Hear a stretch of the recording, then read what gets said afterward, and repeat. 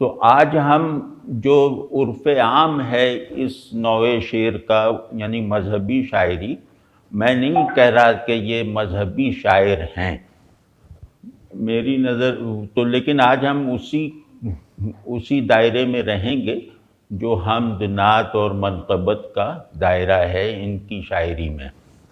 اور اس کا میں نے نام ابھی تھوڑی دیر پہلے میرے ذہن میں آیا کہ بھئی انہوں نے خود اپنے ایک مجموعے کا نام رکھا ہے حرف باریاب، تو ہم اس کو کہیں گے باریابی کی شاعری، باریاب شاعری۔ تو روداد باریابی ہے ایک جمالیاتی شعور رکھنے والے شفاف آدمی کی۔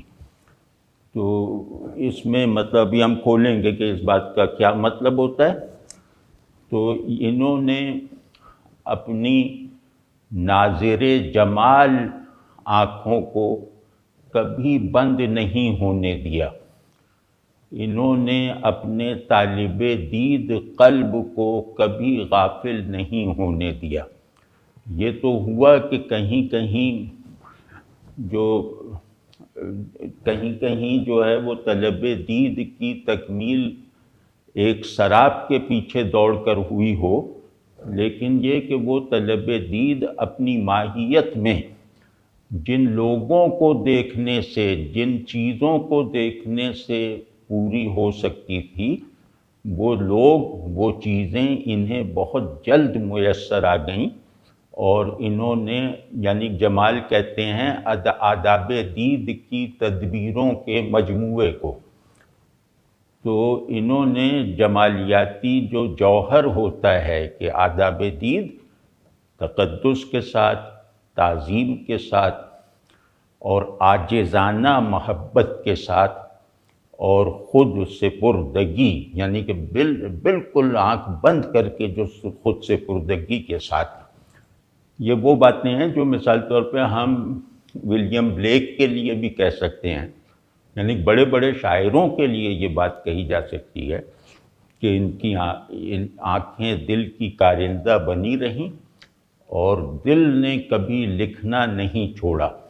تو یہ ان کی شاعری، اب ہم اس کو یہ کہیں گے کہ یہ شاعر باریاب کی شاعری ہے یا باریاب شاعری ہے، جس طرح کہہ لیں۔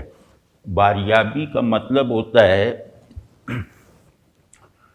کہ جسے نہ دیکھ سکنا بھی حالت دید میں رکھے، جس سے نہ پا سکنے کا تجربہ بھی وہ حالت حصول میں رکھے، یعنی بے حصولی شرط ہے میری طلب حصول کے لیے، کیونکہ جن کو میں حاصل کرنا چاہتا ہوں ان کے لیے ان کا برائے حصول ہونا وہ لازم ہے۔ جب تک میں ان کی بے حصولی کے درجے کو نہیں مانوں گا، اس وقت تک میرے اندر شدت حصول اور صداقت طلب نہیں پیدا ہو سکتی۔ طلب وہی سچی ہے، طالب وہی صادق ہے جس کا مطلوب جو ہے وہ بے حصولی کے پردے سے، غیاب کے حجاب سے کبھی برآمد نہ ہو۔ تو انہوں نے اس نقطے کو سمجھا اور بہت جلد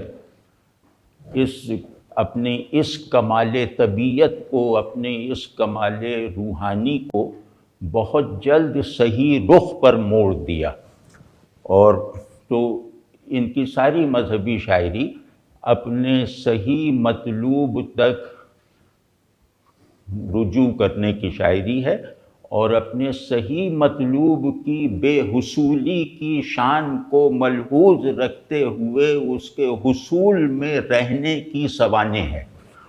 تو اب جیسے فرض کریں میں نعت کہوں، حمد میں تو چلو یہ بات واضح ہو گئی، لیکن یہ کہ میں نعت کہوں تو میں نعت ایسے ہی کہوں گا کہ جیسے ایک چھوٹا سا کوزہ ہے، وہ سمندر کی مدح کر رہا ہے اور سمندر سے جو ہے وہ تسکین بخش تعلق چاہتا ہے، تو اس سے پہلے ہی یہ ادراک ہوگا نا کہ سمندر اس میں سمائی نہیں ہے، تو وہ سمندر کی سمائی نہ ہو سکنے کو اپنی کل پونجی بنا لے گا۔ مطلب اس پیالے سے زیادہ خوش نصیب اور چھلکتا ہوا پیالہ کوئی ہو سکتا ہے جو اپنے چشمہ مراد کے پانی کو نہ جذب کر سکنے کا یقین رکھتا ہو؟ تو ان کی ساری شاعری اس نوع کی وہ ان دو چیزوں سے بنی ہے، پیراڈاکسیکل ہے۔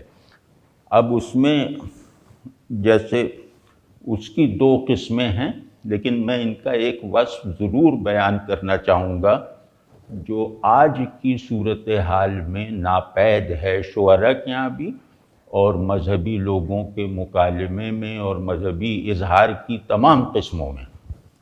وہ یہ ہے کہ انہوں نے جو چین ہے، وہ جو شجرہ ہے، اس کو بالکل متاثر نہیں ہونے دیا، یعنی اپنے مطلوبات کو مطلوب حقیقی کے حصول کا لازمی وسیلہ بنائے رکھا، ان پر طلب کو تمام نہیں ہونے دیا، ان کی کسی طرح کی بھی ناقدری کیے بغیر ان کے ساتھ اپنے جانثارانہ تعلق کو مدھم رکھے بغیر۔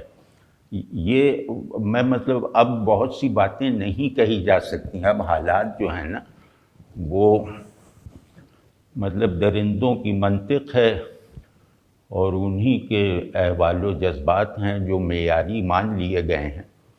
تو ورنہ میری عمر کے لوگوں سے آپ پوچھیں تو اس المناکی کا شاید آج کے لوگ اندازہ بھی نہیں لگا سکتے، جس المناکی سے ہمیں ہر نماز اور ہر مذہبی عمل میں گزرنا پڑتا ہے۔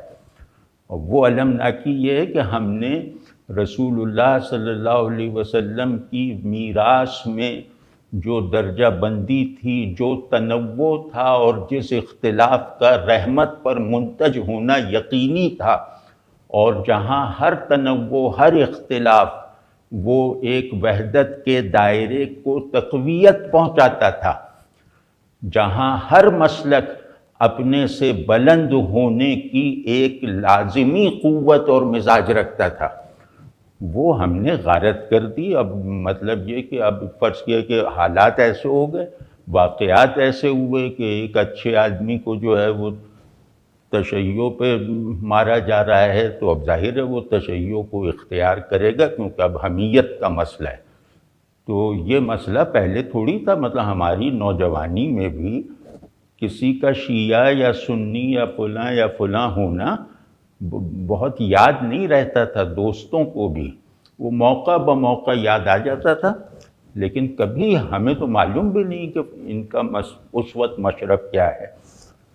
تو اس جو جوہر بندگی میں چھپا ہوا ایک وحدت انسانی کا آئیڈیل ہے، جس کو عمل میں لائے بغیر، احساس میں ڈھالے بغیر، جذبے کے سانچے میں تشکیل دیے بغیر بندہ ہونے کا کوئی مطلب نہیں ہے، تو ہم نے اس سب کو بالکل غارت کر کے رکھ دیا۔ مجھے گویا اپنے تسنن پر اصرار کرنا پڑ رہا ہے، اور اس کی جو وجوہات ہیں وہ بظاہر صحیح ہیں، ان صاحب کو اپنے تشیع پر اصرار کرنا پڑ رہا ہے، یعنی کہ اپنے ماضی کے برعکس لوگ اس طرح بدلنے پر مجبور ہوئے ہیں کہ وہ اپنی ضمنی شناختوں پر اصرار کرنے کی ایک روایت کھڑی ہو گئی ہے، اور اس روایت نے افتخار عارف صاحب جیسے شاعروں کی ایسی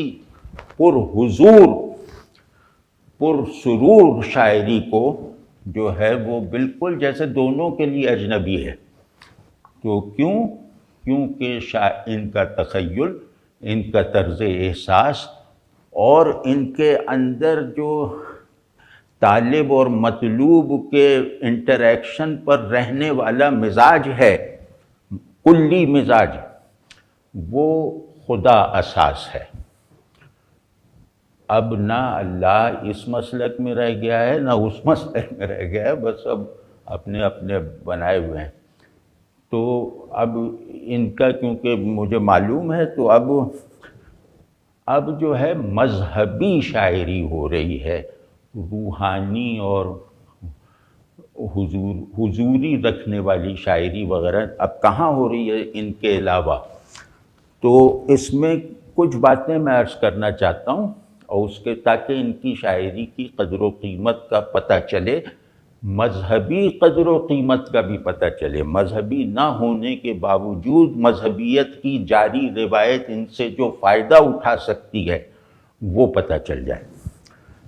تو مذہبی جب شاعری ہم کہتے ہیں تو اس کا مطلب ہوتا ہے کہ اس میں کچھ ممدوحین ہوتے ہیں جن کی مدح کی جاتی ہے، اور ان ممدوحین کے ساتھ تعلق بنیادی طور پر اعتقادی ہے.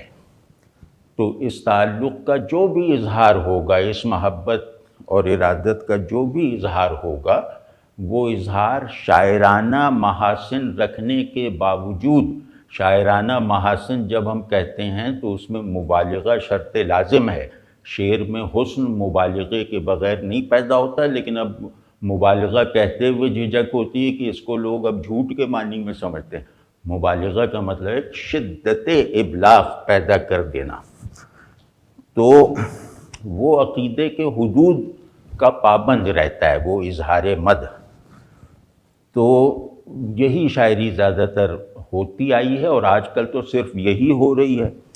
تو اب یہ شاعری مذہبی کہلا سکتی ہے، لیکن جس نوع میں ہم افتخار، جس روایت میں ہم افتخار عارف صاحب کی شاعری کو ایک بامانی اور پر تاثیر اضافے کے طور پر دیکھتے ہیں، وہ روایت جو ہے وہ مذہبی دائروں سے اوپر اٹھ کر وجود میں آتی ہے اور آئی ہے. تو اس سے ظاہر ایک مذہبی شاعری کا عنوان نہیں دیا جائے گا. اور یہ جو شاعری ہے، مثال طور پہ ثنائی کی شاعری، عطار کی شاعری، عراقی کی، رومی کی ایک فہرست ہے. تو یہ شاعری کوئی مذہبی شاعری تھوڑی ہے، یہ شاعری گویا بندے اور اس کے مالک، عبد اور معبود، اور مطلب یہ کہ محبوب حقیقی سے محبت میں صادق رہنے کے لیے اس کے محبوبین سے محبت رکھنا. سمجھ گیا نا کہ بھئی محبت اصلی تو ظاہر ہے اللہ سے ہے نا، اللہ ہی سب سے وجہ محبت ہے. تو سب کی محبت اللہ کی محبوبیت میں اضافہ کرنے کی غرض سے ہوتی ہے. تو اب وہ سب باتیں تو رہ گئیں. تو خیر، تو اب ہوا یہ کہ اس میں جب اس روایت میں تنزل آیا، یعنی رومی وغیرہ کی روایت میں، تو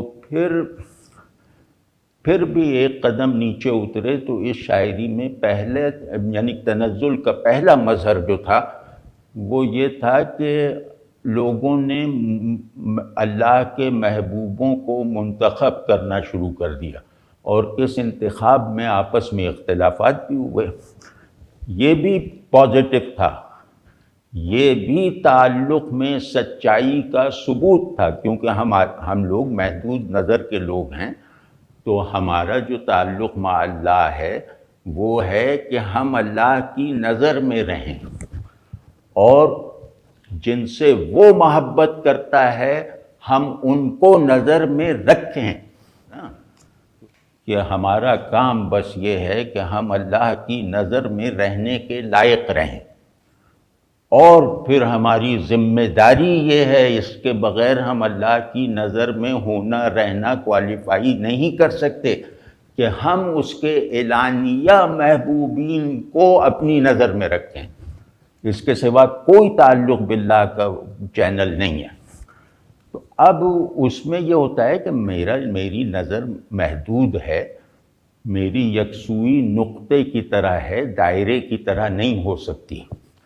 یعنی جہاں یکسو ہونا ہے دل کے ساتھ، طبیعت کے میلان کے ساتھ، وہاں یکسوئی جو ہے وہ پوائنٹڈ ہوتی ہے، وہ دائرے کی طرح نہیں ہوتی. تو ہمیں ایسی وسعت نظر دی نہیں گئی، ہماری نگاہ میں ایسی گیرائی نہیں رکھی گئی، ہماری نگاہ گیرائی کے اصول پر نہیں بنائی گئی، ارتکاز کے پرنسپل پہ بنی ہے. تو پھر لوگوں نے اپنے اپنے محبوب منتخب کر لیے، اور سب ایک دوسرے سے خوش تھے. اب ظاہر ہے کہ کوئی حضرت علی کی تعریف کرے گا، اظہار محبت کرے گا، تو اگر حب الہی کی روایت میں ہوں تو میں امام حسین کو یا حضرت ابو الدرداء وغیرہ کو محبوب رکھنے کے باوجود ان پر اپنی نگاہ محبت کے ساتھ متوجہ رہنے کی عادت رکھنے کے باوجود اس سے خوش ہوں گا نا کہ اللہ کا شکر ہے کہ ہم سب مل کر اللہ کی نظر میں ہونے کا استحقاق ثابت کر رہے ہیں۔ تو لیکن پھر کیا ہوا کہ یہ بھی ختم ہو گئی، اور اس کے بعد جو ایک کٹکھنی مذہبی شاعری شروع ہوئی جس میں نہ کوئی جذبہ تھا، نہ کوئی گہرائی تھی، اور جس میں اللہ کی ضرورت ہی نہیں تھی۔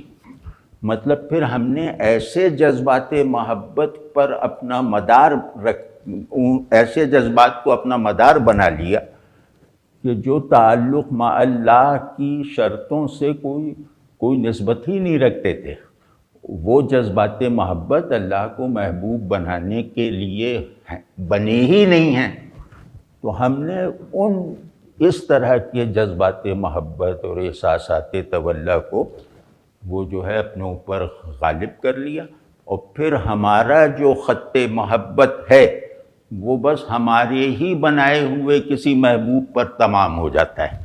ہم اس بصیرت سے محروم کر دیے گئے کہ بھئی علی کو دیکھنا، علی سے محبت کرنا ہر بار ہر لمحے میں اللہ کا عاشق بننے کی تربیت دیتا ہے۔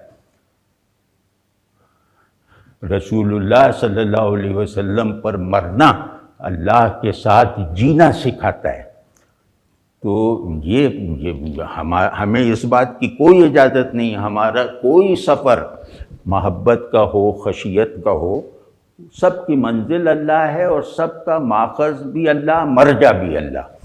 تو اس سیاق و سباق سے نکل کر پیدا ہونے والی محبتیں وہ چاہے جن مقدس شخصیات سے نسبت کے دعوے پر کھڑی ہوں، وہ جعلی ہیں، وہ مصنوعی ہیں، وہ تخریبی ہیں، وہ منفی ہیں۔ تو ان کے یہاں بہت ہی کم بے ساختگی کے ساتھ، مطلب ایسا نہیں ہے کہ کوئی فقہی ذہن کے ساتھ یا کوئی کلامی فکر کے ساتھ، بالکل نہیں، کسی کتابی انداز سے نہیں، لگتا ہے کہ یہ فطرت بندگی میں راسخ حب الہی اور اس حب الہی کی تکمیل کے لیے کوشاں رہنے کی استعداد کو استعمال میں لا رہے ہیں، اور اپنی باغ ڈور اس فطرت محبت کے ہاتھوں میں تھما رکھی ہے، کو جہاں موڑتی چلتے جا رہے ہیں۔ تو ایک تو یہ، اور کیونکہ ان کی بڑی مقبولیت ہر جگہ ہے، لیکن میں اپنے جیسے جو مکتب تشیع سے تعلق رکھنے والے میرے قریبی دوست ہیں، ان سے ابھی کچھ دن پہلے میں نے کہا کہ یا افتخار عارف صاحب نے سے فائدہ اٹھا لو، اب یہ ذاکروں وغیرہ کو چھوڑو، تم لوگوں میں تو جذبات بھی مشینی سے اور جارحانہ بنتے جا رہے ہیں۔ تو تشیع میں بعض ایسی کمزوریوں اور کوتاہیوں کا کفارہ موجودہ تشیع میں وہ افتخار عارف صاحب نے کر دیا ہے، اور وہ جو سب سے بڑی کوتاہی اور کمزوری ہے کہ خدا کو جیسے واقعی غائب کیا جا رہا ہے، خدا سے تعلق کو اس کی اصالت کے ساتھ، اس کی فائنلٹی کے ساتھ جو ہے وہ خالق جذبات و احساسات بننے میں اب بہت زیادہ مزاحمتیں کھڑی ہو گئی ہیں۔ تو اس کا فائدہ اٹھاؤ اور شجرہ محبت، یعنی یہ محبت کا یہ جو شجرہ طیبہ ہے، اس کی اس حالت کے ساتھ قبول کرو جس کا کمال علی میں نظر آتا ہے۔ تو ورنہ کیا مطلب ہے اس سب کا؟ تو اب مطلب اللہ کی طرف سے ذہنی اور قلبی بے اعتنائی، رسول اللہ صلی اللہ علیہ وسلم سے بھی بس اپنے موقف میں کام آنے والا تعلق رکھنا، ایک آرائشی سا تعلق ہے، اور تولا کی الہی اور روحانی اصل تک نہ رسائی یا لا تعلقی۔ تولا کی اصل کیا ہے؟ ولائے، مطلب ولائے معبود ہے نا. تو خیر، تو یہ اگر ان کو میں ابھی اور لوگوں سے بھی کہوں گا، وہ ثاقب اکبر صاحب وغیرہ سے، کہ بھئی ان کو اپنے یہاں وہ مذہبی مجلسوں میں ان کی شاعری پڑھاؤ، اور پڑھنے پڑھانے کا عمل اس طرح کرو کہ جیسے تم اس کو جذب کرتے جا رہے ہو، جیسے تم اپنی محبت کو مستند بنانے کی کوشش کر رہے ہو. محبت کا استناد حب الہی کے سوا کچھ نہیں ہے. ہر وہ محبت جو ہے وہ غیر مستند ہے جس پر حب الہی کی شہادت نہ پائی جائے، نہ موجود. تو ابھی ہم دیکھیں گے ان کا یہ انتہائی نادر وصف. اب ہمارے یہاں جو ہے وہ، جیسے ہم نے کہا کہ دونوں روایتیں مسلسل چلی آ رہی ہیں متوازی، تو افتخار عارف صاحب کے یہاں عجیب بات یہ ہے کہ یہ دونوں روایتیں جو ہیں وہ آپس میں جیسے کہیں کہیں گھل مل سی جاتی ہیں، اور وہ بھی میں ابھی جو نمونے نکالے ہیں اس میں عرض کرتا ہوں. اور لیکن خلاصہ یہ ہے، اگر ان کی شاعری کی، اس شاعری کی ماہیت، اب اس کو ہم کیا کہیں، عرفانی شاعری کہہ دیں، عرفانی شاعری. تو کیونکہ ہمارے یہاں روایت کا نام ہے نا کہ عرفانی روایت، عاشقانہ روایت، اخلاقی روایت، تو ان کو فقیہ عرفانی شاعری کہہ دیں، عشقیہ شاعری کہہ دیں، جو بھی کہہ لیں. تو ان کے اس طرح کے کانٹینٹ کو، یعنی حمد و نعت، مناقب، ان سب کو اگر تھوڑا سا بھی غور سے دیکھا جائے تو صاف دکھائی دیتا ہے کہ تعلق باللہ کا شعور اور تعلق بالرسول صلی اللہ علیہ وسلم کا جذبہ ان صاحب کا ماخذ بھی ہے اور منتہا بھی، مبتدا بھی ہے، منتہا بھی ہے. اور ایک ایک حرف ایسے اس روایت میں جو انہوں نے کہا ہے وہ اس پر شاہد عادل ہے، یعنی ان کی حقیقت بھی ہے اور ان کا مقصود اور غایت بھی ہے. تو اب آگے ہم اس درجے میں آتے ہیں جو زیادہ پریکٹیکل ہے اور زیادہ ٹھوس فہم پیدا کر دے گا. وہ ہے کہ عظمت و تقدس، اللہ کے محبوبوں کے لیے عظمت اور تقدس اور محبت واجب ہے.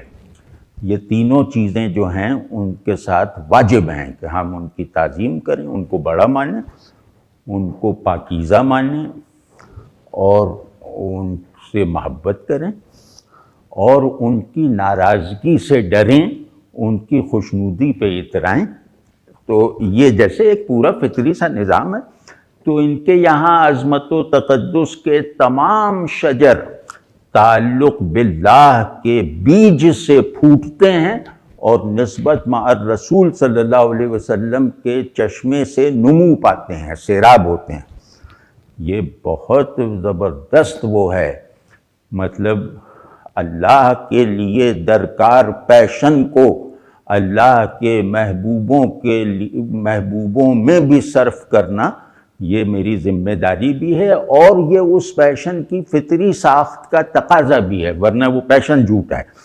تو افتخار عارف صاحب کا جو دینی و روحانی شعور اور طرز احساس اسی خمیر سے گندھا ہوا ہے. تو یہ ہم اگر مجھ سے کہا جائے کہ ان کی اس طرح کی شاعری کی پوری ماہیت ایک فقرے میں بیان کرو تو میں یہ عرض کروں گا. تو اب ہم شروع کرتے ہیں شعر خوانی. تو ان کی جو کتاب ہے نا وہ شہر علم کے دروازے پر، اس میں سے میں نے کچھ چیزیں نکالی. تو اس کی پہلی ہی جو نظم ہے اور وہ عجیب ہے، اس پہ عنوان مکالمہ ہے، اس کا عنوان مکالمہ ہے. اور یہ جیسے اقبال ہیں نا، وہ نعت وغیرہ نہیں لکھتے، نظمیں لکھتے ہیں جس میں نعتیہ مضامین بھی ہوتے ہیں یا جو نعت ہوگی، لیکن وہ اس کو صنف نہیں بننے دیتے، اور اس سے کیا ہوتا ہے کہ اس سے تصنع نہیں پیدا ہوتا. تو اب یہ نظم میں ذرا جلدی جلدی پوری پڑھ دیتا ہوں، زیادہ لمبی نہیں ہے، پھر اس کو کھولتے ہیں کہ ہوا کے پردے میں کون ہے جو چراغ کی لو سے کھیلتا ہے۔ یہ سب مکالمہ ہو رہا ہے مختلف جیسے لوگ اب، ہوا کے پردے میں کون ہے جو چراغ کی لو سے کھیلتا ہے، کوئی تو ہوگا جو خلعت انتصاب پہنا کے وقت کی رو سے کھیلتا ہے۔ کوئی تو ہوگا حجاب کو رمز نور کہتا ہے اور پرتو سے کھیلتا ہے۔ کوئی تو ہوگا۔ اب دوسرا وہ ہے کہ کوئی نہیں ہے، کہیں نہیں ہے۔ یہ خوش یقینوں کے خوش گمانوں کے واہمے ہیں جو ہر سوالی سے بیعت اعتبار لیتے ہیں، اس کو اندر سے مار دیتے ہیں۔ تو کون ہے؟ اب وہ پھر وہ دوسرا پہلا والا بول رہا ہے، تو کون ہے وہ جو لوح آب رواں پہ سورج کو ثبت کرتا ہے اور بادل اچھالتا ہے۔ تو کون ہے وہ جو لوح آب رواں پہ سورج کو ثبت کرتا ہے اور بادل اچھالتا ہے، جو بادلوں کو سمندروں پر کشید کرتا ہے اور بطن صدف میں خورشید ڈھالتا ہے، اور بطن صدف میں خورشید ڈھالتا ہے۔ وہ سنگ میں آگ، آگ میں رنگ، رنگ میں روشنی کے امکان رکھنے والا، وہ خاک میں صوت، صوت میں حرف، حرف میں زندگی کے سامان رکھنے والا، نہیں کوئی ہے کہیں کوئی ہے، نہیں کوئی ہے کہیں کوئی ہے، کوئی تو ہوگا۔ ہاں یہ نظم پوری ہم نے پڑھ دی، اور اگر ٹھیک طرح سے پڑھ سکتے تو اس سے سننے والوں کے رونگٹے کھڑے ہو جاتے، لیکن اب ظاہر ہے مجھے پڑھنے کی اس طرح مشق نہیں ہے۔ تو اب اس نظم کو ہم تھوڑا سا کھولتے ہیں، یعنی کھولتے کیا ہیں، کھولنے کی اپنے بس بھر کوشش کرتے ہیں۔ یہ مکالمہ، اس کے شرکا کون ہیں؟ پہلا سوال یہ اٹھتا ہے نا کہ یہ مکالمہ کن کے درمیان ہو رہا ہے۔ یہ ہم ابھی یہ باتیں کر کے ان کے تشخص تک پہنچنے کی کوشش کرتے ہیں۔ پہلی بات تو یہ ہے کہ یہ نظم توحید کے حقائق اور مظاہر کو دیکھنے دکھانے کا ابراہیمی سفر ہے۔ اگر سیدنا ابراہیم علیہ السلام کا واقعہ پڑھیں تو لگتا ہے کہ اس سے فیضیاب ہو کر یہ نظم وجود میں آئی ہے، یا اس سے اپنا آرکیٹائپ بنا کے یہ نظم وجود میں آئی ہے۔ تو کہ یہ بڑا ہے، یہی خود میرا رب ہو سکتا ہے، اچھا یہ ڈوب گیا ہے تو اب ڈوبنے والوں کو تو میں پسند نہیں کرتا وغیرہ، مطلب ہاں نہ اور پھر ہاں اور نہ سے بلند تر معرفت ربانی۔ تو توحید، یہ اس کا اگلا حصہ یہ ہے کہ توحید، یہ نظم توحید کے ادراک اور مشاہدے کی دو قسمیں ہیں، دو دائرے ہیں، کہ ایک یہ کہ توحید بلحاظ تشبیہ اس نظم میں اس کی سیر کروائی گئی ہے، اور دوسرا جو جہاں حقیقت توحید مندرج ہے وہ تنزیہ کہلاتا ہے، یعنی کہ توحید با اعتبار تنزیہ، جس پر اس سیر کا اختتام بھی ہو جاتا ہے اور تکمیل بھی، جس سے آگے سیر نہیں ہے۔ تو یہ گویا تشبیہ میں سفر کرتے ہوئے تنزیہ کے ادراک تک پہنچتے ہیں، تنزیہ کے علم تک، تنزیہ کے مشاہدے تک پہنچنا محال ہونا گویا اپنی آنکھوں سے دیکھ لیتے ہیں۔ تو شہود کو اللہ کا نظام تشبیہ سمجھ کر آگے بڑھتے رہنے والے کا منتہائے معرفت یہی ہے کہ وہ غیب کے ہونے پر، غیب کے لا تعین ہونے پر، اس کی مطلق ماورائیت پر یقین رکھنے کے عقلی اور حسی جوازات حاصل کر لے۔ یہ بہت بڑی بات ہوتی ہے، لیکن اب بڑی باتوں کی طرف توجہ کون دیتا ہے یار؟ تو یعنی کہ سلب کا اصول تجربے میں آ جائے تو وہ اتنا ہی قطعی ہے جتنا ایجاب مشاہدے میں آ جائے۔ سمجھ رہے ہیں نا آپ؟ تو یہ ہے اس میں۔ اور پھر توحید، یہ تو توحید کے اپنے مراتب ہیں نا، توحید کے تنزیہی مراتب اور توحید کے کائناتی مراتب۔ اب اس سے اگلا اس میں یہ ہے کہ اب آپ دیکھیے اتنے بڑے تھیمز پر اتنی سہولت، اتنی روانی، اتنے گرینڈر اور اتنے پرشکوہ جیسے پیغمبرانہ آواز میں اظہار تشکیل دینا، یہ بہت نادر بات ہے۔ تو اس کا دوسرا حصہ یہ ہے کہ توحید اور اس کے شعور کے مختلف مراتب۔ پہلا تھا توحید، اس کی حقیقت اور اس کے مظاہر۔ اب یہ ہے کہ اس کی حقیقت پر یقین اور اس کے مظاہر پر کے مشاہدے کے نتیجے میں توحید شعور میں اپنے کون سے مراتب پیدا کرتی ہے، یعنی شعور فہم توحید میں کن کن مراتب کا حامل ہے بالقوہ اور بالفعل۔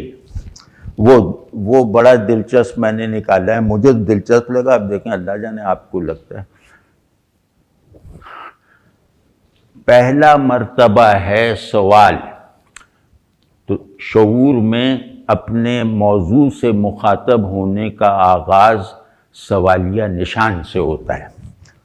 تو پہلا مرتبہ ہے سوال، ہوا کے پردے میں کون ہے، اور اس سے تجاوز کر کے وہ سوال جیسے موجب علم ہو جاتا ہے۔ وہ سوال لا علمی سے پیدا ہونے والا سوال موجب علم ہو جاتا ہے، یعنی علم فراہم کر دیتا ہے۔ اس کو ہم کہتے ہیں سوالیہ حیرت۔ سوال جہل کے غلبے سے نکل کر علم کے غلبے، علم سے مغلوب ہو جائے تو پھر اس میں ایک حیرت سرایت کر جاتی ہے جو علم کا لازمہ ہے۔ تو اب آپ سوچیں کہ سوال اب گویا حالت انکار یا حالت تذبذب میں نہیں ہو رہا، ایک اسٹیٹ آف ریئلائزیشن میں ہو رہا ہے اور وہ اسے سمجھنا چاہتا ہے۔ تو اس کو ہم کہیں سوالیہ حیرت۔ تو اب اس کے بعد جو مرحلہ اسی میں سے جنم لیتا ہے، یہ نظم اپنی ساخت میں، اپنے کرافٹ میں آرگینک ہے، مطلب ایک کے بعد ایک، اندر ہی اندر سے ایک ہے، پھر اس کے بعد دوسرا پھوٹتا ہے، اسی میں سے دوسرے سے تیسرا، اور یہ سب مل کے پھر ایک دائرہ بناتے ہیں، پھر پہلے پہ آ جاتے ہیں۔ تو یہ ہر جگہ آپ دیکھیں گے۔ تو اب سوالیہ حیرت پر جو انعام اور سوالیہ حیرت کو محسوس کر لینے والی استعداد پیدا ہو جانے کے نتیجے میں شعور کو ایک مرتبہ حاصل ہوتا ہے، اور وہ مرتبہ ہے جواب کا مرتبہ۔ جواب جس سے سوال سیراب ہو جائے، یعنی ایسا جواب کہ سوال میں سے یوں کہہ لیں کہ سوال میں سے تفتیش کا عنصر ختم ہو جائے، حیرت کا عنصر ترقی پا جائے، اس سے سوال سیراب ہوا۔ اور پھر اس کے بعد یہ میں ایسے ٹکڑے ٹکڑے میں کر رہا ہوں ورنہ اس کی تشریح لمبی ہو جائے گی۔ تو اب سوال سیراب کرنے والا جواب، تو یہی جواب ہے جو سائل کو یہ باور کروا دیتا ہے کہ تمہارا سوال معرفت ہے، یعنی تمہارا سوال اپنی کوکھ میں اس بات رکھے ہوئے ہے، چاہے اپنی کنسٹرکٹ میں سوالیہ ہو لیکن اپنے ایسنس میں علم ہے، جواب ہے۔ تو اب اس کے بعد جو ہے وہ ذرا گنتی کرتے چلے جائیں تو وہ یہ کہ اب اس کے بعد جہاں سوال کا علم ہونا، سوال پر علم کا غلبہ اسٹیبلش ہو گیا، اب اس کے بعد سوال جواب کے حدود سے ماورا اثبات وہ پیدا ہوتا ہے کہ وہ کوئی ہے، کوئی نہیں ہے، کہیں ہے، ہوگا یا نہیں ہوگا۔ یہ سارا سسپنس جو ہے وہ اب جیسے وہ سوال کرنے پر اکسانے کے بجائے حیران ہونے کی تربیت دے رہا ہے۔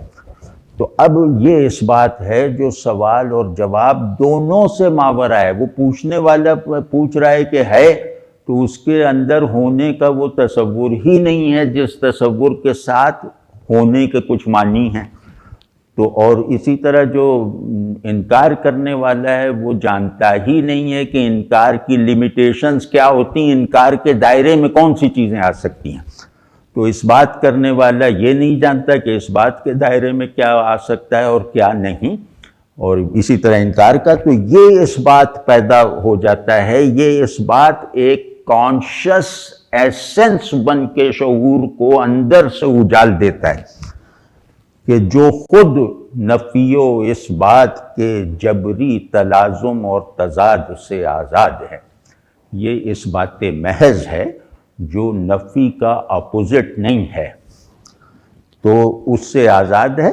یعنی اب ایک ذرا سا اب الفاظ کی قلت ہے تو ایسے ہی ذرا اپنی طرف سے بنا کے اگر وہ ٹھیک ہو جائے بہت اچھا، کہ اب یہ وہ سٹیج ہے، یہ وہ مرتبہ ہے، اللہ جانتا ہے کہ یہ ہے، کہ نفی بلا نفی اور اثبات بلا اثبات، نفی ماورائے منفی، اثبات ماورائے مثبت۔ یہ وہ سطح ہے جہاں ابراہیم کے ایمان نے اپنا اظہار کیا، جہاں ابراہیمی ایمان کی تشکیل کا عمل کم از کم اظہار میں ہمارے لیے مکمل ہو گیا، اور یہ ہے وہ تیقن۔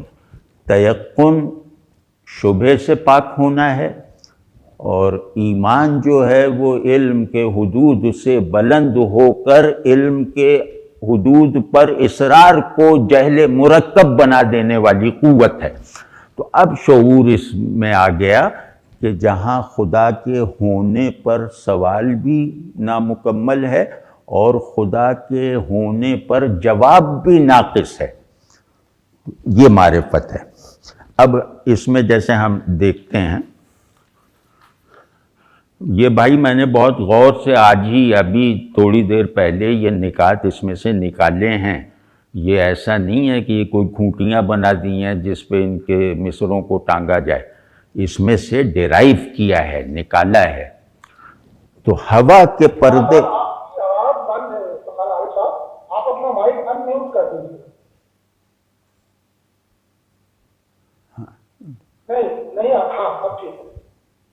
آواز آ رہی ہے؟ تو ہوا کے پردے میں کون ہے جو چراغ کی لو سے کھیلتا ہے؟ اب یہاں دو تین جیسے کیریکٹرز ہیں، یہ ایک پورا پلاٹ ہے۔ ہوا کے پردے میں کون ہے جو چراغ کی لو سے کھیلتا ہے، پورا پلاٹ ہے جو پورے کارخانہ وجود کو جیسے سمیٹ لیتا ہے اپنے اندر۔ تو اب اس میں ہمیں دیکھنا ہے کہ ہوا کیا ہے، چراغ یا چراغ کی لو کیا ہے، اور کوئی جو ہے وہ ابھی مشخص نہیں ہے، لیکن اس کا کھیلنا کیا ہے۔ یہ اگر تین چیزیں جو ہیں یہ تھوڑی سی بھی واضح ہو جائیں اور ان کی ایک جیسے عملی سی سچویشن بن جائے تو ہم اس نظم کو سمجھنے اور محسوس کرنے کے صحیح رخ کو اختیار کر لیں گے۔ ہوا اور چراغ کا تعلق دوہرا ہے، پیراڈاکسیکل ہے، کہ ہوا چراغ کو بجھاتی ہے لیکن ہوا نہ ہو تو چراغ روشن بھی نہیں ہو سکتا، ٹھیک ہے نا؟ تو اب یہ جو نظام وجود و عدم ہے، یہ جو ضابطۂ علم و جہل ہے، یہ جو رزم گاہ خیر و شر اور حق و باطل جتنے بھی تضادات آپ جمع کر سکیں، وہ سب آپس میں وہی تعلق رکھتے ہیں جو ہوا چراغ سے رکھتی ہے، شر نہیں تو خیر نہیں۔ تو واضح ہے نا؟ تو اب کون ہے جو ان تضادات کا خالق ہے، جس نے یہ تضادات گویا ایک بس ایسی اپنی دلچسپی کے لیے یا ایک کھیل، ایک کازمک پلے ہے، اور اس کا پلیئر کون ہے یہ سمجھ میں نہیں آ رہا۔ وہ کون ہے جو چیزوں کو نامکمل تضادات میں رکھتا ہے، جہاں دو چیزوں کی نسبت مکمل متضاد بھی نہیں ہے اور مکمل موافق اور مطابق بھی نہیں ہے؟ تو وہ کون ہے جو کسی بھی چیز کو مکمل نہیں ہونے دے رہا لیکن کسی بھی چیز کو وجود کے شرف سے محروم بھی نہیں ہونے دے رہا؟ اب دیکھیں، کوئی تو ہوگا۔ یہ ذرا کرافٹ میں یہ چابک دستی ہے شاعر کی کہ پہلا کون بہت گرینجر سے کہا ہے کہ اس کون ہی میں سب کچھ ہے، یہ کون کو ہم پا گئے نا تو یہ بس سب کچھ حل ہو جائے گا۔ لیکن پھر خیال آتا ہے کہ ارے یہ کون تو بہت ہی بڑا ہے، اور یہ کون سوال میں بھی گویا لگتا ہے کہ اس کو سوالیہ بنانا بھی اس کو سکیڑنے کا مترادف ہے۔ تو جس کے بارے میں سوال ہی اس کو سکیڑنے کا عمل لگے تو جواب تو اس سے زیادہ سکیڑے گا، کیونکہ سوال کا احاطہ زیادہ ہوتا ہے جواب سے۔ سوال میں غیر محدودیت ہوتی ہے، جواب ہمیشہ محدود ہوتا ہے۔ تو اس میں پھر یہ آ کے اپنے اس میں آ گئے کہ کوئی تو ہوگا، کہ چلو ہم نہ کون کو جان سکتے ہیں نہ کچھ ہے، وہ ہمارے یہاں کے یہاں وہاں کہیں کون کوئی ان سب سے اوپر ہی ہوگا نا، جبھی تو ان تضادات سے کھیل رہا ہے۔ اور تضادات کو نامکمل رکھنا، اس سے بڑا کھلاڑی کون ہوگا جو تضادات کو بھی نامکمل رکھتا ہے دو چیزوں میں؟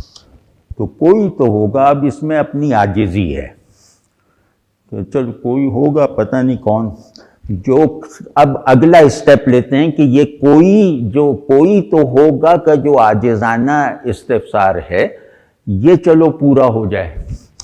جو خلعت انتصاب پہنا کے وقت کی رو سے کھیلتا ہے۔ یہ مصرعی آپ دیکھ رہے ہیں کتنے رواں دواں اور آہنگ اس کا کیسا ہے، تو مطلب لگ نہیں رہا کہ جیسے پرانے صحیفوں جیسا آہنگ ہے۔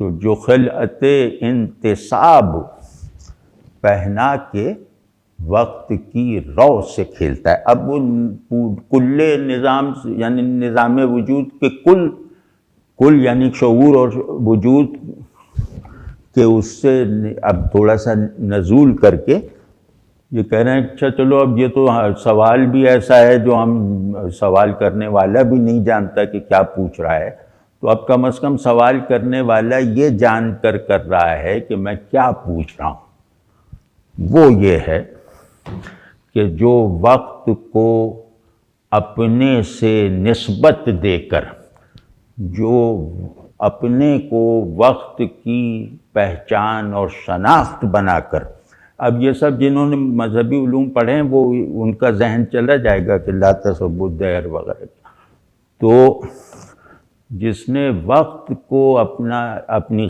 شرف انتصاب عطا کر کے اب وہ اس وقت کی روانی یعنی اس وقت کی تاریخی قوت سے اپنے تقدیری بے نیازی کے ساتھ کھیل رہا ہے، یعنی وقت کو اپنے کو وقت کی واحد شناخت بھی بنایا، اور پھر یہ شناخت دینے کے بعد جب وقت اپنی خلقت کے مطابق رفتار پکڑتا ہے، حرکت پکڑتا ہے، تو اس حرکت کے نتائج جو نکلنے چاہیے ان نتائج کو یہ اپنی تقدیری گرفت میں رکھتا ہے۔ یہ وقت کی رو کو مکان کی مرادیں پوری کرنے یا مکان کی تعمیر و تخریب تک محدود نہیں رہنے دیتا، یہ ہے وقت کی رو سے کھیلتا ہے۔ تو اگر لوگ ایک مبحث ہے نا تاریخ اور تقدیر کا، تو وہ جیسے اس میں پانی کر دیا گیا ہے، تو کوئی تو ہوگا۔ اب یہاں ذرا تیقن سا ہے، وہاں تو بے چارگی ہے نا پہلے میں، کوئی تو ہوگا۔ اب یہاں تھوڑا سا اعتماد سے کہہ رہے ہیں کہ کوئی تو ہوگا۔ اب یہاں ہونے پر اعتماد ہے، کوئی ابھی نہیں پتہ کیا ہے۔ ذرا آپ دیکھیے یہ ٹیکنیک کتنی اچھی ہے۔ کوئی تو ہوگا، حجاب کو رمز نور کہتا ہے اور پرتو سے کھیلتا ہے۔ یہاں جناب تھوڑا سا وجد سا محسوس ہو رہا ہے، تو ذرا پانی پی کے پھر بولتے ہیں۔ ہوا کے پردے میں وہ مرحلہ تکوین و تخلیق ہے، اصول تکوین و تخلیق۔ دوسرے میں جو ہے وہ اصول تخلیق فی الزمان۔ تیسرے میں جو ہے وہ یہ سارا تناظر، یہ سارا دائرہ امکان بدل کر، مطلب اس سے نکل کر ایک مابعد طبیعی فضا اور وسعت پیدا کر دی گئی ہے۔ ابھی تک کا جو یہ جو پہلے دو کب جو لائن کا وہ جو دائرہ ہے، اس کو ہم اگر اپنی سہولت سے کہیں تو وہ طبیعیات کا دائرہ ہے، وہ کائنات کا دائرہ ہے، اس کے اصول کے تصور کے ساتھ۔ اب ماورائے کائنات ہے، اب میٹافزیکل ریلم میں ہے کہ جو حجاب کو رمز نور کہتے ہیں، یہاں بھی سمجھ میں نہیں آ رہا، اور پھر جو مابعد طبیعی حقائق کو اب کی طرف نظر کرتے ہیں انہیں مانتے ہوئے بھی، تو وہاں بھی کچھ پلے نہیں پڑ رہا کہ حجاب کو، حجاب تو حجاب ہے، وہ کہتا ہے کہ نہیں یہ حجاب جو ہے انکشاف ہے، یہ رمز نور ہے۔ ابھی کھولتے ہیں رمز نور کو کہ حجاب چھپاؤ تھوڑی ہے، حجاب جو ہے وہ انکشاف ہے۔ اور پھر جس نور کا رمز، جس نور کا بھید بناتا ہے وہ حجاب کو، وہ اسی نور کی نورانیت سے کھیلتا رہتا ہے۔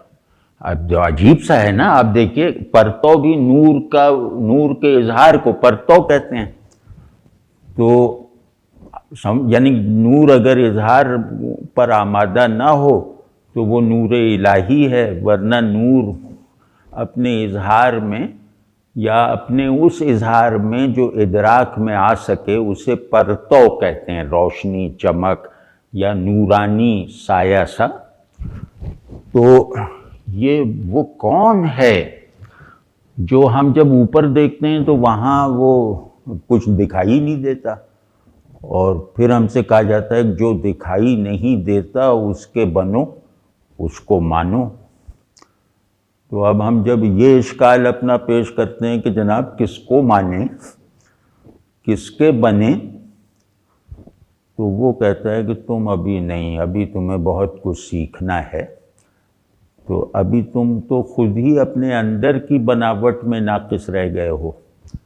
تو بہرحال تم اب اس رخ سے دیکھو ان حجابات کو کہ یہ میرے نور کے رموز ہیں۔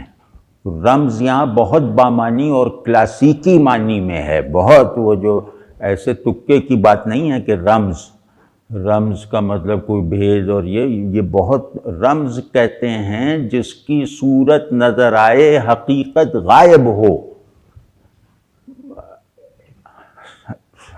جیسے اس بات میں رمز، تو یہ بالکل اصطلاح میں استعمال کیا، نور بھی اور رمز بھی۔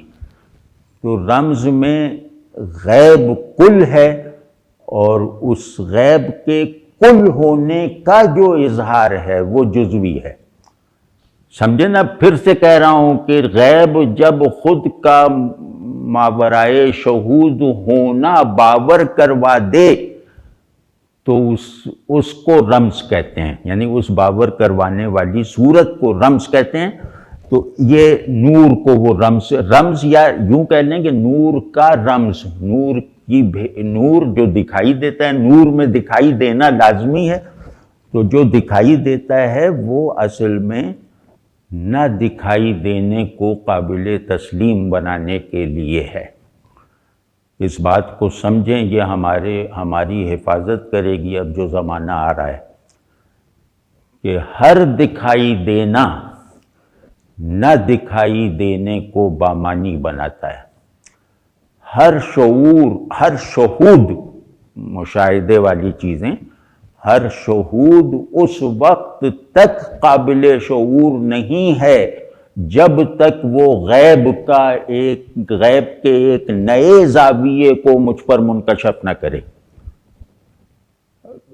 یا شاہد آوان صاحب، یہ سب تو آپ کرتے رہتے ہیں، اس میں تو کچھ آپ بیچ میں نہیں بولتے، اس سے مجھے شبہ ہونے لگتا ہے کہ آپ غائب ہو گئے ہیں۔ تو وہ ہاں خیر، ہاں تو اب اس میں نور کہتے ہیں جو دکھائی بھی دیتا ہے اور جو اپنے دائرے میں آنے والی چیزوں کو دکھائی دینے کے لائق بھی بناتا ہے۔ نور کی یہ جیسے کتابی تعریف ہے کہ جو خود نظر آئے اور چیزوں کو بھی جن پر وہ پڑھے انہیں بھی دکھائی دینے کے لائق بنا دے۔ تو اب یہ کہتے ہیں کہ یہ نور الہ ہے، نور حقیقی، یہ نہیں کہہ رہے ہیں، ہم کہہ رہے ہیں کیونکہ ہم تو پہلے سے سمجھ رہے ہیں نا، تو یہ نور حقیقی ہے، اور یہ نور مطلب یہاں والی روشنی نہیں ہے جو خود کو دکھاتی ہے، یہ روشنی اس کی ہے جو خود کا محجوب، خود کا حجاب میں ہونا، خود کا ہمیشہ کے لیے ماورائے دید ہونا اپنے اس نور سے دکھا دیتا ہے۔ یہ وہ رمز ہے کہ جو حجاب کو بھی انکشاف بناتی ہے اور اس کے پرتوں سے کھیلتا ہے۔ یہ مطلب ایسا ہے کہ بھائی میں یوں کہہ لیں کہ اگر یہ فرض کیا ہے کہ مولانا روم کی خدمت میں پیش کیا جائے نا تو وہ بہت زیادہ داد دیں گے، اس کی جو ہے بہت کمال کا ہے یہ، اور میری سمجھ نہیں آ رہا کہ کہاں جاؤں اس کے لیے۔ تو اب وہ دنیا اللہ کے نظام ظہور کا نام ہے۔ اللہ کا ایک نظام ظہور بھی ہے نا، کیونکہ خفا تو معطل ہے اگر اظہار کے ساتھ نہ ہو، تو اللہ کا ایک نظام ظہور ہے، وہ اس کے نور پہ چل رہا ہے، اور اللہ کا ایک نظام خفا بھی ہے، وہ بھی اس کے نور ہی پہ چل رہا ہے۔ اب دیکھیے کہ جو نظام ظہور ہے اپنے مظاہر کے ساتھ، یہ جس نور سے پوشیدہ ہے اسی نور سے خود کو طرح طرح سے ظاہر کرتے ہوئے اب جن چیزوں پہ پڑتا ہے ان چیزوں کو ختم کر دیتا ہے، ان چیزوں کو چھپا کر خود کو ظاہر کرتا ہے۔ تو یہ ہے پرتوں سے کھیلنا، یعنی اپنے آپ کو چھپانا بھی اور اپنے آپ کو اس طرح دکھانا بھی کہ چیزوں کو دکھانے کی بجائے دیکھی ہوئی چیزوں کو اندیکھا کرنے کا تجربہ فراہم کرتا ہے، ان میں سے اپنا ظہور کر کے۔ تو یہ ہے پرتو، یعنی اس کے نتائج سے کھیلتا ہے کہ وہ حجاب کو رمز نور کہتا ہے، اور پھر اس رمز نور کے پرتوں سے یعنی اس کے نتائج سے کھیلتا رہتا ہے، یعنی کہ نتائج کبھی یکساں نہیں ہیں، ہم اس کے ظہور کی کسی ایک کل کو بھی نہیں پکڑ سکتے، اس کا ظہور ہر اپنے لمحے اظہار میں نیا ہے اور پہلے سے بالکل غیر متعلق ہے، بالکل بے نیاز ہے، وہ کبھی اپنی تجلی میں تکرار نہیں ہونے دیتا، اس کی ہر تجلی ایک پورا یونٹ ہے، ایک بالکل مستقل یونٹ۔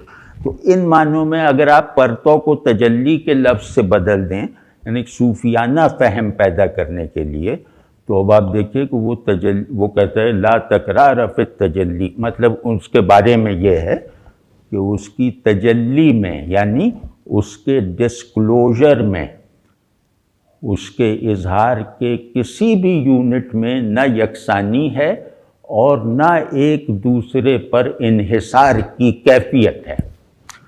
تو اب یہ سب جیسے ہم دیکھ ہی رہے ہیں، تو کوئی تو ہوگا۔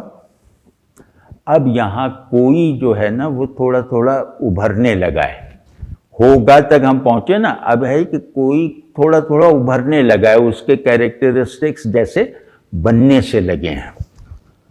اب وہ دوسرا جو ہے وہ کوئی ضدی آدمی ہے یا کیا ہے، بہرحال کوئی نہیں ہے، کہیں نہیں ہے۔ وہ یہ سب جو یہ بیچارہ بتا رہا ہے پورا، وہ کہہ رہا ہے کوئی نہیں ہے، کہیں نہیں ہے۔ یہ خوش یقینوں کے، خوش گمانوں کے واہمے ہیں جو ہر سوالی سے بیعت اعتبار لیتے ہیں۔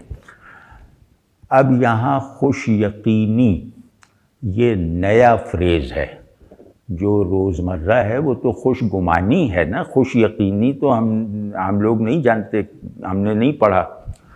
لیکن اس نئی ترکیب کو، اس نئے جو مرکب توصیفی ہے، اس کو بنانے میں کیا نتائج نکلے ہیں یہ دیکھیے۔ یہ گویا زبان میں اور زبان سے بننے والی پرسیپشن میں اضافہ ہے۔ خوش یقینی، خوش گمانی ہی کے ڈھب پہ خوش یقینی سمجھ لیجئے کہ کچھ جو ہیں وہ کچھ یوں کہہ لیں کہ کچھ لا علمی حالت سوال میں ہوتی ہے اور کچھ لا علمی حالت جواب میں ہوتی ہے، تو اس کو کہتے ہیں خوش یقینی۔ تو خوش گمانی کے واہمے ہیں، اور اس میں شدت و تاکید پیدا کر دی کہ پتہ نہیں یہ لوگ خوش یقینی، خوش گمانی کو سمجھیں یا نہ سمجھیں، تو اس کو اس کا جینڈر، اس کا ژانر فراہم کر دیا، اس کا لوکیل فراہم کر دیا کہ واہمے ہیں۔ واہمہ کہتے ہیں جو معدوم کو موجود دکھائے۔ واہمے کی یہ اصطلاح ہے نا، تو اس کی تعریف ہی یہ ہے کہ جو معدوم، ابن عربی نے کہا نا کہ الوہم سلطان العارفین، کہ وہم عارفوں کا سلطان ہے، یہ معدوم کو موجود کر دکھاتا ہے۔ تو مطلب یہ کہ معدومیت کو حقیقت بنا کر پیش کرنے اور اسے منوانے والوں کے یہ سب واہمے ہیں، جو ہر سوالی سے، یعنی ہر اس آدمی سے جو حقیقت کے بارے میں سوال اٹھاتا ہے یا حقیقت کو صدق دل سے اور صدق طلب کے ساتھ جاننا چاہتا ہے، اس سے وابستگی کا کوئی قرینہ حاصل کرنا چاہتا ہے، یہ اس سے کہتے ہیں کہ نہیں بھائی یہ تم عقیدہ رکھو، تم بس اس کو مان لو، جاننے وغیرہ کے نتیجے میں گمراہی ہے، تو بس تم مان لو۔ تو کیونکہ وہ اپنی طلب میں سچا ہوتا ہے تو وہ ان لوگوں کی بات مان کے کہتا ہے ٹھیک ہے مان لیا، نہیں جانا، جاننے پہ اب اصرار نہیں ہے۔ اس کو کہتے ہیں بیعت اعتبار۔ اعتبار بہت اہم لفظ ہے۔ ہماری ایپسٹیمالوجی جو ہے نا، ہمارا جو مراتب علم اور اقسام علم ہیں، ان میں اعتبار بہت بنیادی اصطلاح ہے۔ اعتبار کو کہتے ہیں کہ حقیقت کا صحیح علم اس کا احاطہ نہ کر سکنے کے اقرار کے ساتھ، اس کو کہتے ہیں اعتبار، کہ ماورائے حواس کی ریئلائزیشن، لیکن اس کو پوری طرح جاننے کا دعویٰ کیے بغیر یا اسے پوری طرح نہ جان سکنے کی حالت میں اس کا علم صحیح، یہ اعتبار ہے۔ تو جیسے عکس ہوتا ہے نا، تو شخص ہے، آدمی کھڑا ہوا ہے، وہ میٹافزیکل آدمی ہے، تو اس کا عکس پڑ رہا ہے، تو ہم نے اسے پہچان تو لیا، عکس کو ہم کہہ سکتے ہیں کہ فلاں کا عکس ہے اور صحیح علم ہے، لیکن شخص کو ہم نے نہیں دیکھا تو ہم نے اس کا احاطہ نہیں کیا۔ تو ہر سوالی سے بیعت اعتبار لینا، یہ بھی نئی ترکیب ہے، بیعت اعتبار بھی ملے گی نہیں۔ وہ ترکیب یہی ہے کہ نہ صرف یہ کہ اس کو رجھا لیتے ہیں، اس کو ایک غلط اصول میں پھنسا دیتے ہیں، اس کے جذبات کو ایک مختلف سمت میں ابھار دیتے ہیں، پھر اسے مومن اور مسلم بنا لیتے ہیں یا اسے معتقد اور صاحب عقیدہ بنا لیتے ہیں، اور حقیقت سے شعور کا جو ایک امنگ رکھنے والا تعلق ہے اس کو ڈیڈ کر دیتے ہیں۔ تو یہ بیعت اعتبار ہے کہ جو اعتبار ہم تمہیں دلا رہے ہیں اسی کو ماننے کا اور اسی ماننے کے حدود میں بالکل میکینیکل انداز میں رکھنے کا عہد کرو۔ اب اس اعتبار کے دوسرے معنی یہ ہیں کہ وہ خود معتبر بن جاتے ہیں، اللہ کو معتبر بنانے کی بجائے خود معتبر بن جاتے ہیں۔ شعور کی اس فیکلٹی کو جو اللہ کی طرف بڑھتے رہنے سے عبارت ہے، جو اللہ کی معرفت میں صرف کرنے کے لیے مجھے دی گئی ہے، اس فیکلٹی میں یہ لوگ خود کو براجمان کر دیتے ہیں۔ تو یہ بھی بیعت اعتبار ہے، اور اس کو اندر سے مار دیتے ہیں۔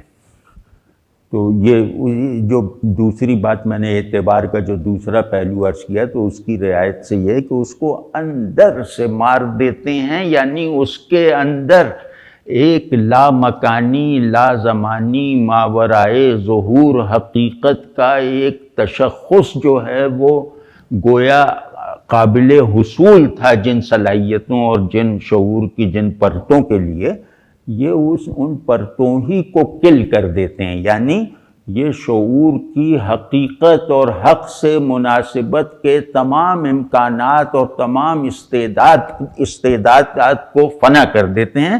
یہ شعور کا وہ حصہ جو پرندے کی طرح ہے، یہ اس کے پر کھینچ دیتے ہیں۔ تو یہ ہے کہ اس کو اندر سے مار دیتے ہیں۔ اب اس کے اور بھی معنی ہو سکتے ہیں کہ اس کے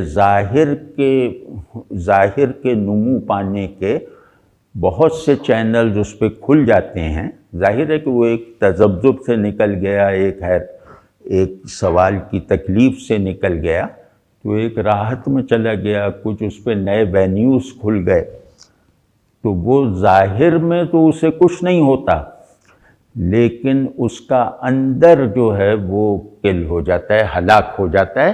اس کا مطلب یہ ہے کہ وہ اپنی فارم میں رہ جاتا ہے، اپنے ایسنس میں معدوم، فارم میں موجود بن کے رہ جاتا ہے۔ اب دیکھیے اگلا ہے، اب یہی وہ پہلے ہی والے کہہ رہے ہیں کہ تو کون ہے وہ جو لوح آب رواں پہ سورج کو ثبت کرتا ہے۔ یہ امیج آپ دیکھ رہے ہیں کتنی خوبصورت ہے۔ یہاں میں ایک بات کہوں کہ امیج ہماری روایت میں وہ بڑی ہوتی ہے جو غیب کے گارے سے بنائی جائے،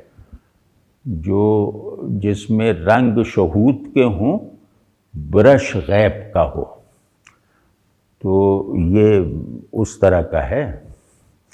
تو یہ جو کون ہے نا، یہ اب غیب جو ہے وہ جیسے فنکشنل ہے، اب غیب فنکشنل ہے۔ تو کون ہے وہ جو لوح آب رواں پہ سورج کو ثبت کرتا ہے اور بادل اچھالتا ہے۔ اب اس کی خوبصورتی ہی کو محسوس کرنے کی کوشش کریں، اور اس میں اندر جو تضادات ہیں مطلب وہ دیکھنے کی کوشش کریں کہ آب رواں اور سورج یہ ظاہر ہے بالکل انمل چیزیں ہیں نا، تو اس کو وہ کہہ رہے ہیں کہ سورج کو اس پہ ثبت کر دیتا ہے، اس پہ گویا مہر بنا دیتا ہے سورج کو، یعنی فزیکلی ثبت کر دیتا ہے، اور پھر اس کے نتیجے میں جو بخارات اٹھتے ہیں وہ بادل بنتے ہیں۔ تو عجیب سا ہے لیکن بہت خوبصورت ہے۔ اور سورج دکھائی دینے والا سورج، تجربے میں آنے والا آب رواں، اور مشاہدے سے بارہا گزرنے والا بادل، یہ سب کے سب گویا خود کو نگیٹ کر لیتے ہیں اس آب رواں، اس سورج اور اس بادل کو سمجھنے کے لیے۔ تو جو بادلوں کو سمندروں پر کشی، یہاں پر ہی ہے نا افتخار صاحب، جو بادلوں کو سمندروں پر کشید کرتا ہے اور بطن صدف میں خورشید ڈالتا ہے. تو اچھا، اس میں سامنے کی بات انہوں نے نہیں باندھی، وہ ذرا ایک پیچ سا پیدا کر دیا ہے کہ بادلوں اور سمندروں سے کشید نہیں کر رہا، سمندروں پر کشید کرتا ہے. اب یہاں کشید کرنے کے معنی بالکل بدل گئے. ایک ہے کہ کشید کرنا ہے کہ اس میں سے برآمد کرنا، جیسے وہ بخارات اٹھوانا، یہ کشید کیا ہے نا. کسی چیز میں اندر ہاتھ ڈال کے کچھ نکالنا تو وہ کشید کرنا ہے، یا اس کو اپنے کسی پروسیس سے گزارنا، اس کی پروسیسنگ، یہ بھی کشیدن ہے.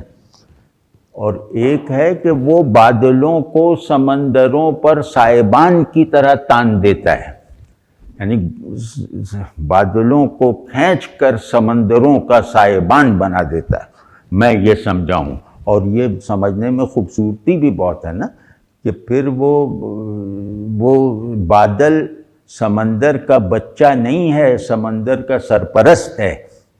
تو وہ بادل کو سمندر کا سرپرست بنا دیتا ہے اور بطن صدف میں خورشید ڈالتا ہے. یہ اب ذرا غور کیجئے، اتنے معنی کی اتنی جو ہے پیچیدہ بنت یہ کم نظر آئے گی. اور یہ بنت ارادی ہے، مطلب تکے میں نہیں ہو گئی کہ صدف میں خورشید اور یہ اور وہ. تو کہ وہ بادل جو سمندر پر چھائے ہیں، سمندر سے اٹھے نہیں ہیں، وہ بادل جو پانی برسائیں گے وہ سمندر کے پانی سے مختلف ہوگا.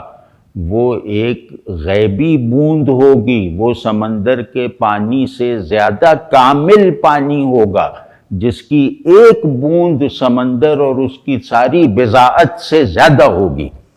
تو اب وہ جب بوند نزول کرتی ہے اس بادل کی سمندر میں، تو وہ سمندر کے اندر جو پیاس لگی ہوئی ہے، سمندر کے اندر جو ایک مفلسی کا سما چھایا ہوا ہے، اس کو وہ دور کر دیتا ہے. یعنی اس کے بچوں کے کھلے ہوئے منہ جن میں کچھ نہیں آ رہا ہے، اس وجہ سے کھلے ہوئے ہیں، اس کھلے ہوئے منہ میں موتی ڈال دیتا ہے.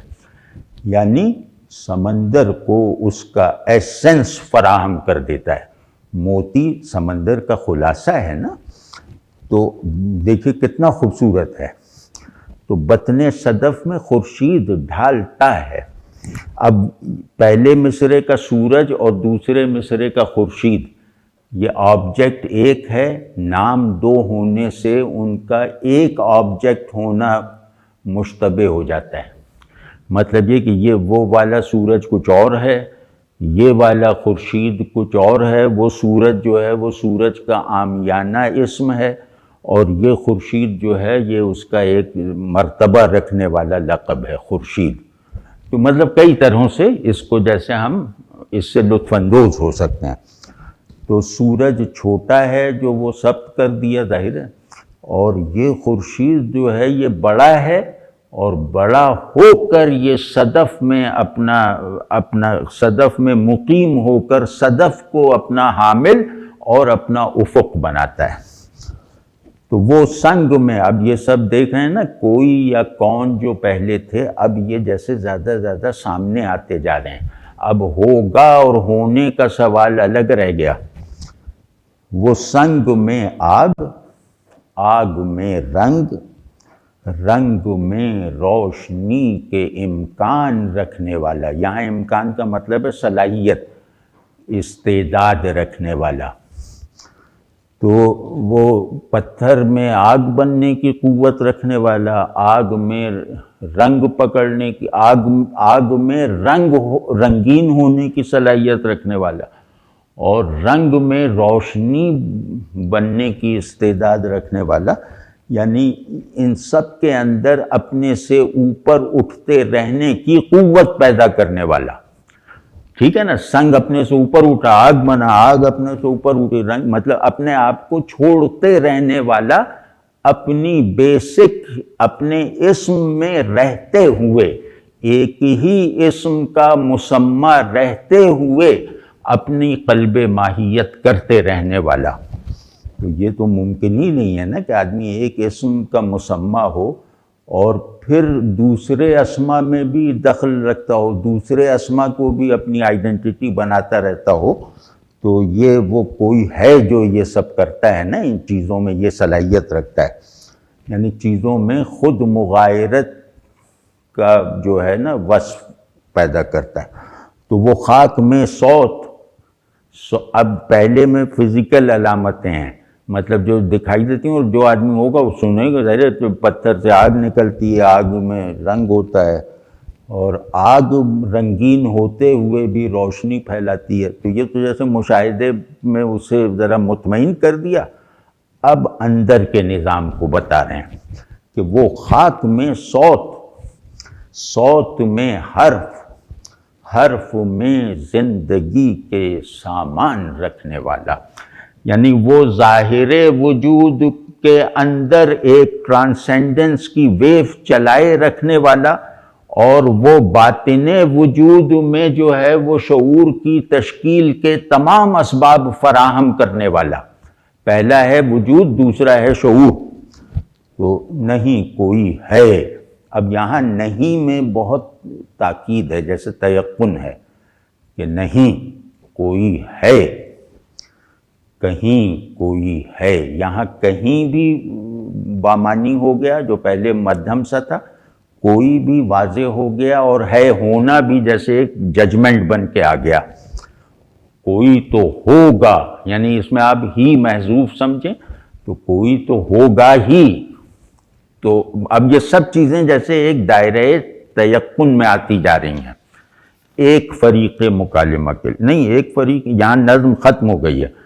تو اب ہمیں یہ دیکھنا ہے، ہم نے نظم کی معنوی جو بناوٹ ہے اور اس کے اندر جو معنوی عناصر ہیں ان کے تو انہیں کھنگالنے کی تو کوشش کی، لیکن ایک چیز رہ جاتی ہے، یہ کن دو میں مکالمہ ہو رہا ہے، یہ کون دو ہیں؟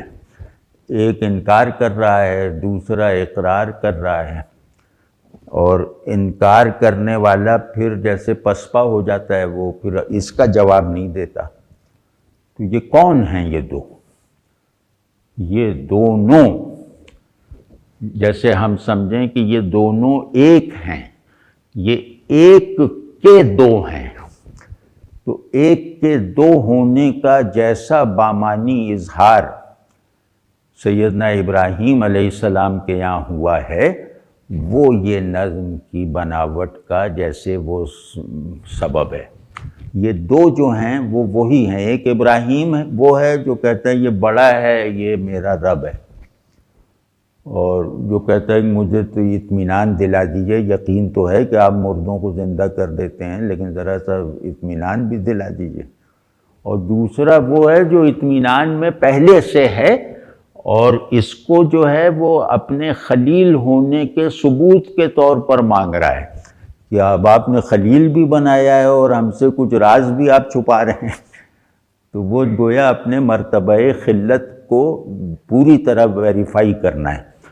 تو یہ دونوں جو ہیں، یہاں نفی اس بات کی ماں ہے، دوسرے کی نفی اس بات کی ماں ہے، اور پہلے کا اس بات جو ہے وہ نفی کے ساتھ ایک جیسے ناقابل شکست جوڑ رکھتا ہے، اور ان دونوں کی موجودگی میں ابراہیم علیہ السلام جو ہیں وہ اللہ کی تنزیہ کی طرف گویا اللہ کے فراہم کردہ حواس تیقن، وسائل تیقن کے ساتھ پہنچے، اور اپنے اس پہنچنے کو دوسروں کی نارسائی کا کفارہ بنا دیا، پھر آگے والوں کی نارسائی کے احساس کو کامیابی اور کامرانی کے احساس میں بدل دیا ابراہیم علیہ السلام نے۔